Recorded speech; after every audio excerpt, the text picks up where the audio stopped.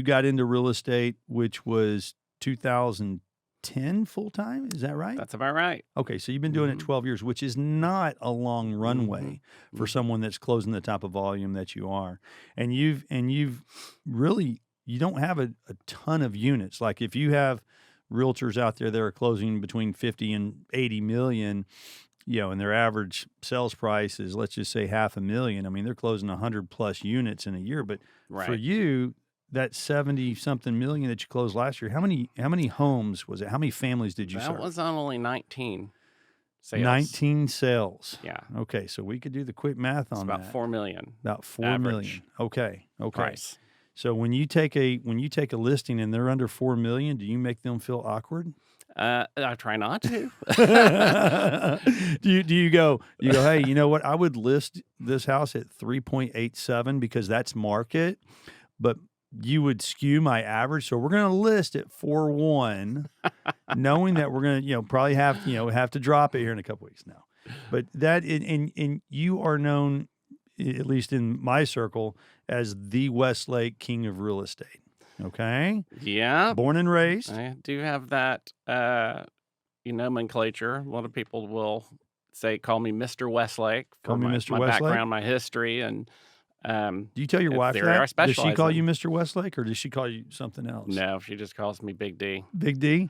Is that because your name's Darin, or for some other reason? Maybe both. We're going to have fun today, brother. Now, I thought that you were going to bring some tequila for this interview.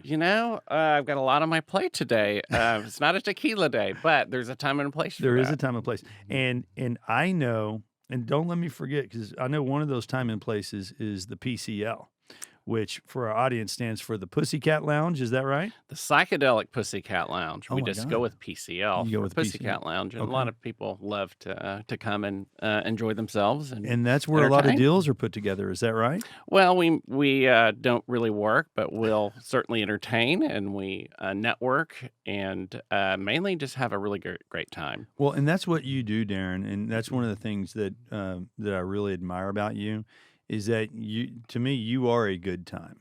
And I mean that from the perspective as a friend, as a dear friend, but also in business. Like whenever I refer you friends and clients and I say, hey, you need to call Big D, and here's why. I say, you're going to get a pro, right? This guy knows his shit, but you're also going to get somebody who's fun, who you're going to enjoy hanging out with, who's going to take your endeavor and it's going to be very critical mass important, right? He's going to treat it like a true pro, but he's going to have fun doing it. And not many people in the luxury real estate world can be themselves, right? Yeah. And why do you think that is? Why do you think that they have that cloak and dagger? I'm a pro.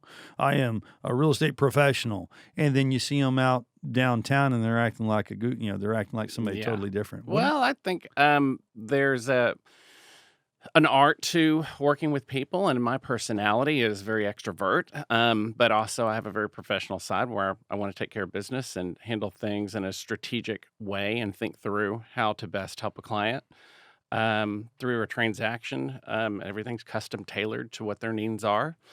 And then there's the side where, hey, we're going to have fun, come over for our annual crawfish boil or our, some of the events that we used to do, which was the Boots and Pearls, event there on the polo fields or at something downtown. Those were awesome, man. Why do we not do that anymore? Do they not? I think they stopped doing them during COVID, and we just didn't pick back up on them. Those were fun. But we're always creating opportunities for folks and bringing people together. And You're one of the best at that, by the way, at bringing people together.